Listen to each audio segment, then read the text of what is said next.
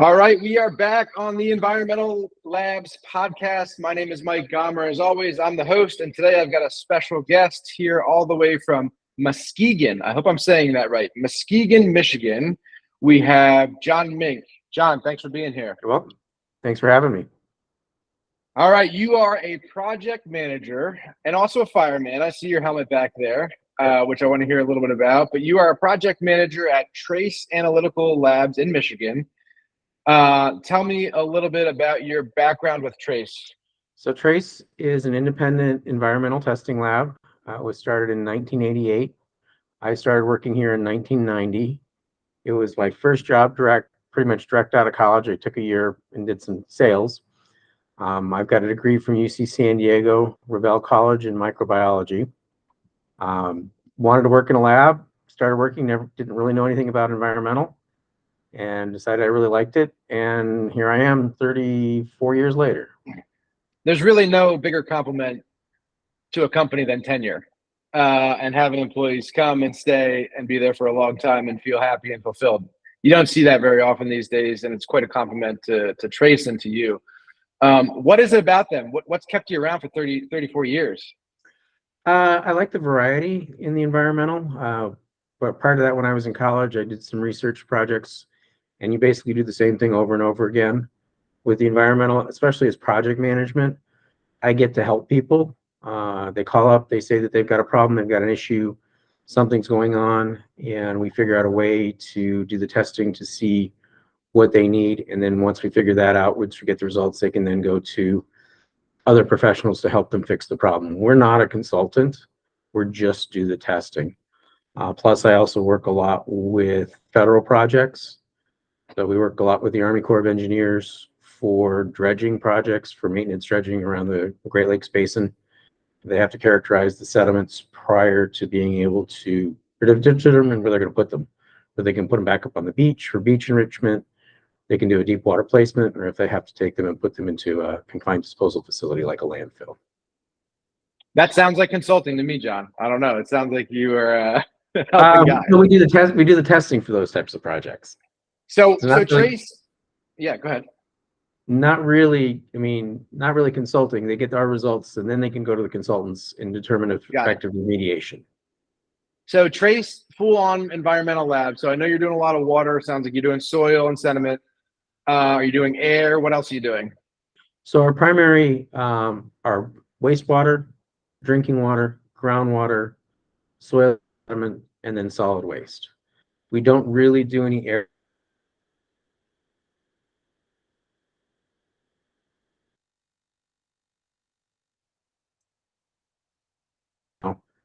That's what we focus on.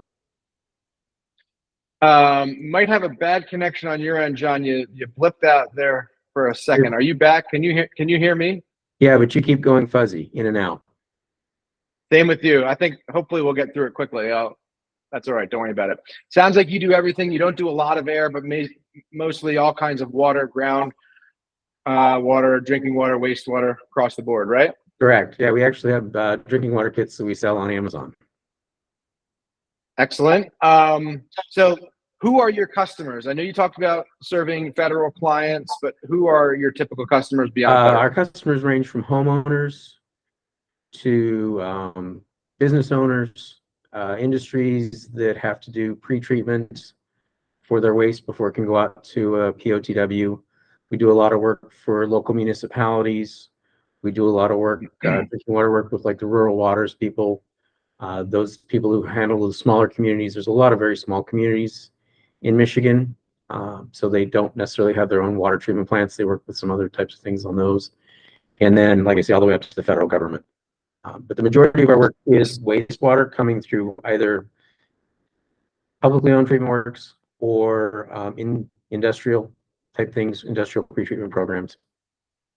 And then got it. And how do you, where are you growing? So where is most of you said most of your volume is these treatment plants. So, is that accurate? Yeah, so our growth in the past few years has been in the wastewater side of things. And also drinking water. Trace happened to be in a very fortunate position several years ago. One of the major labs bought two of our competitors here in West Michigan, consolidated them down into one lab, and then decided to close that actual laboratory and put it in as a service center. And Michiganders don't like their samples being shipped out of state. So we kind of were able to step in and help the clients from those two laboratories with their needs and keep it local. And we're also a user-friendly laboratory, not like the big labs out there that basically you're a number where somebody you can call, we'll talk to you, we'll ask how your kids are. If you've got a problem going on with your plant, we may not know the answer, but we probably know someone who's had a similar problem that we can put you in touch with to talk to. So that's where our biggest area of growth is. And then recently, the sediment work, because of the climate change, the Army Corps of Engineers is finding that they're having to dredge a lot of the harbors for their maintenance dredging more frequently than they used to. It used to be a maintenance dredging was good for about 5 years. Now they're finding that it's only good for about 2 years. And if the winter storms are really bad, it can kind of go every year that they're having to do this maintenance dredging. So we're seeing quite a bit more on the sediment projects for maintenance dredge. Help me understand that. Why is there more sediment buildup now than there was in the past? Well, how does climate change play a role in that? Basically the waves push the sediments in, or a lot of it gets silted in, so as it's running off. But the biggest, from what I've been told, is the wave action that would normally bring some of the sediments in is bringing a lot more. The Great Lakes aren't freezing over like they used to. So in the wintertime, we're still getting a lot of that tidal action that in the past wouldn't have been there because they would be frozen. So that's what I've been told, basically. And so when they get dredged, they need to find a safe place to discard sediment, right? And so where Right. Trace comes in is you test it, determine what's in it, and then they can use that information to determine a safe location for the environment and for people and for everything for Correct. that to go, right? Correct. And if they're like some of the areas that have beaches around them, if the sediments that they're going to dredge are greater than 90% sand, they can actually take that and put it up on the beach, because beaches erode away, so they can bring it back up onto the beach. Or they can take it and do what they call offshore placement, so they can actually dredge it, put it back out in the middle of the lake.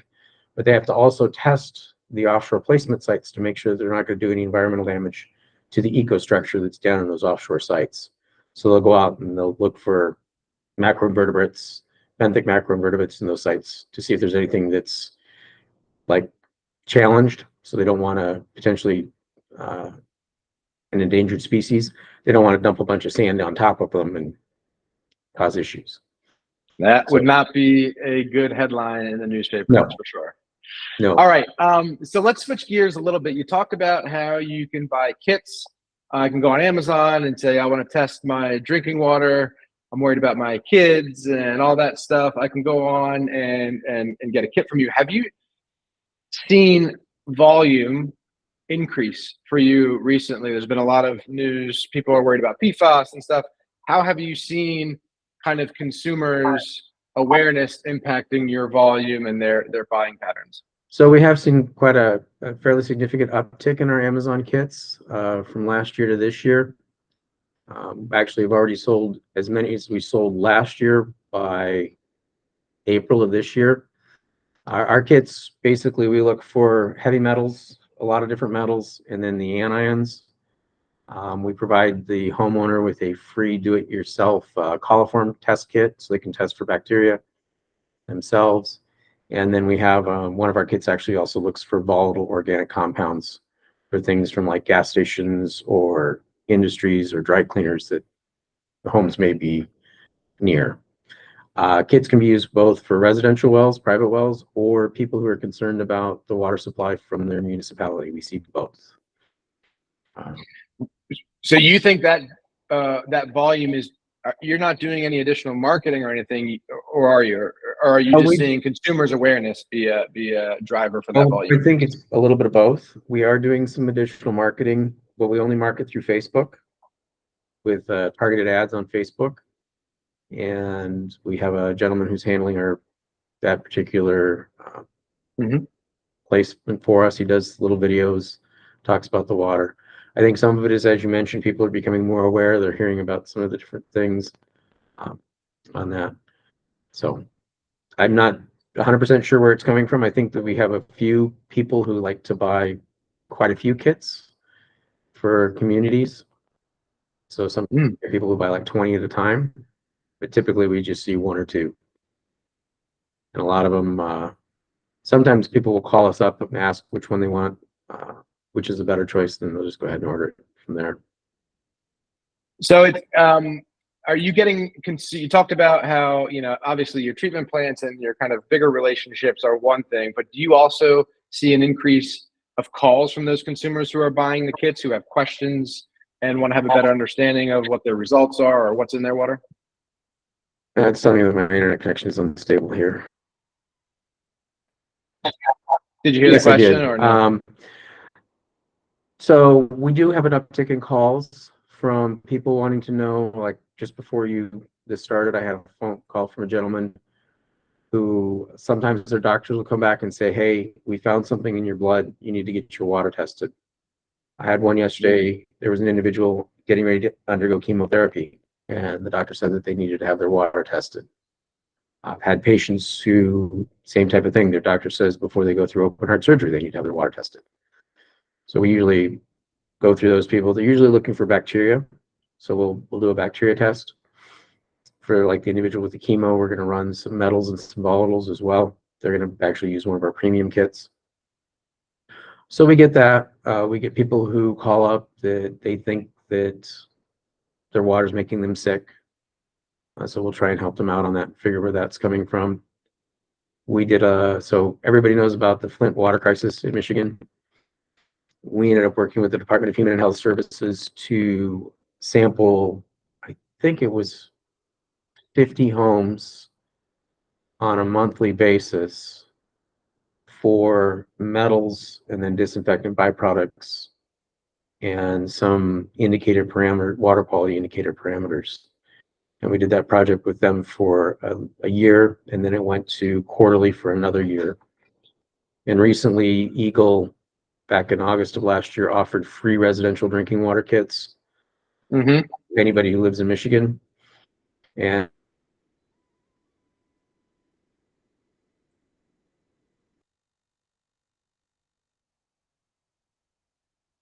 it would take them about 3.5 to 4 years. And the homeowners that signed up on the website, it includes ice packs, bottles, instructions in a overnight return label. They ship it back to us. We do all the analysis, and then we send the results to the homeowner, the local health department, and to Eagle. So, yep. So yes, drinking water has taken off quite a bit, and those people will also call up quite a bit after they get the results and looking for some answers. So I heard kind of two areas of growth for you. It sounds like wastewater is a big growth channel for you. It sounds like drinking water and consumers are a big growth channel for you. Are there other specific goals that Trace has as a company that you and the rest of the team are focused on for this year? One of our focuses this year is to work more with the consultants that primarily are working on the brownfield type projects. There's a lot of urban development that's going on with these old factories and industries that have shut down, and they're being renewed into condos. We've got several projects around here where they're taking furniture factories and going to turn them into apartments. And usually part of that process is to go in and look at the soil.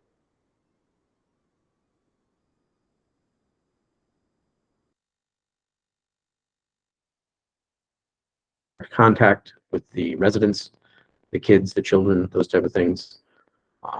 Again, and then sometimes it's looking at that is too big of a problem for the developer to really want to take on. So we've got a couple of those that we're working on here in Muskegon right now. We also work with a few consulting firms, but we want to kind of broaden that. It's, as we call it, it's the project work where it's kind of a one and done thing where the wastewater is monthly or quarterly or routine monitoring. So that's nice because that builds your base. So you have a nice steady base of what you've got. But it's these project work that's come in, like the settlement projects. When those come in, they bring a little bit higher. Testing is usually a little bit more expensive on those than the wastewater because it's more sophisticated tests than we do in wastewater. So it brings another level of revenue into the community. Yep. So our I sales guy right now, that's his focus. He's still doing a lot of stuff with the water, but his focus this year is to get out and meet more of the consultants. Also tends to be a little bit more difficult work. Well, it's not more difficult, but a lot of it is go out 3 bids type stuff. So you really have to be sharpen your pencil on some of those. And so I imagine the consultants try to win their bids. So you don't know who's going to win the job. And Right. then whoever wins the job, you want to support them. And so, and then they're probably doing some bid, they're hearing bids as well. Yeah. So there's a couple of these that we try and find out. So if it's a bid that goes out that we can see who's interested in bidding on it, then we will reach out to those people that are interested in bidding on it and let them know or ask if they want somebody to partner with them for the analytical side of things. So we kind of try and hedge our bets and get with 2 or 3 different consultants that are all bidding on the same project. Yep. We play fair. We basically will give them all 3 of them our very best price, so that they can't come back and say, "Hey, you gave this consultant B-Texas for $50, but you're charging me $65." And everybody gets the same price, and then it's on them as far as their side of it to determine where they want to be. So how do you feel the lab is equipped to manage that? So you've got your baseline, recurring, public works and recurring collections and samples that you got to do on the drinking water side. Is the lab positioned to be able to take on a big project on top of all that kind of recurring work? Yes, we have a lot of redundant equipment. So I have 2 ICP OESs, 2 ICP MSs, 2 low-level mercury analyzers, 2 microwaves. I have 4 GCMSs for doing semi-volatiles. I have 4 GCMSs for doing volatiles. I have 3 dual ECD units for doing pesticides, PCBs, herbicides. And then in the wet chemistry area, we've got ion chromatographs, we've got flow injection analyzers, those type of things. It does put a little extra stress if it's the summertime and we get a really big project coming in, but we also try and work with our clients to manage how the samples come in so they don't dump 100 samples at once on the laboratory. We recently added 8,000 square feet to our facility. We were at 10,000, now we're at 18,000. We were at about 25 employees 6 years ago. Now we're at about 45 employees. So we've increased our workspace and we've increased our employees so that we can handle the higher workflow. Summertime, we hire interns. I've got 2 interns right now. I've got a 3rd one starting June 7th, I think. No, June 3rd. When he gets out of school. So that's part of how we handle, because typically these project type work is stuff that goes through the summertime because nobody really wants to go out and try and do soil boring in the middle of winter. Michigan. Right. Now this last one, we probably could have gotten away with it because it wasn't that bad, but typically they do all their proposals, they write all their reports, they do all that sort of stuff through the winter time, and then the summertime, spring, summer, and fall, they start going out and getting all their samples. So I love hearing about you, John. I love hearing where Trace is. I feel like the sky's the limit for you. I agree with you. It feels like doing business on a big project with Trace is low risk. You do have redundancy, you do have expertise, and I hope you win a lot of that business, and I hope you're able to acquire it. So we'll wrap up here now.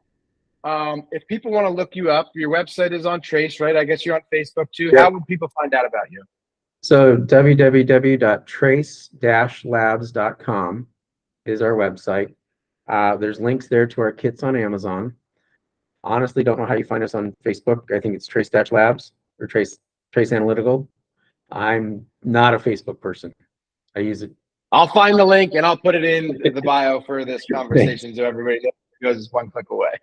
Thanks. I appreciate that. All right, Jon Mink, project manager and fireman, which we didn't even talk about, but we're out of time. Thank you for your service as a fireman. I hope you don't put yourself at too much risk, but we appreciate what you do. Thanks to Trace Analytical for sharing some time with us. This is Mike with LIMS Plus. Thank you very much, Jon. Bye.